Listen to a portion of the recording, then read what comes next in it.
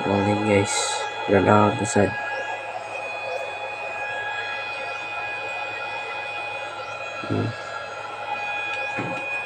Hindot kayo mag-invest sa solar guys. Ibig sabihin na ako ba kaya naagi pa tayo kurente ba.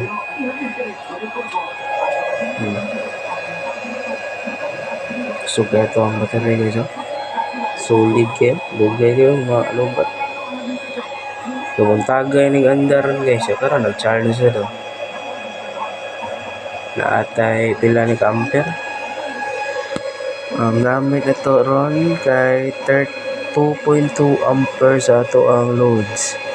Yeah, sa ato ang sa solar is 12.8 atong ampere. 12.9 amperes sa solar. So, kusog yung nag-charging siya. Bisan pang natay load, mag-charge gini siya. Kusog ka itong solar. Nag-andar na ito ka inverter guys. Kani siya. Kani. Mga itong gamit ron. Taon ani ato ni usik-usika ng kurente kay ikapuno ani wala naman.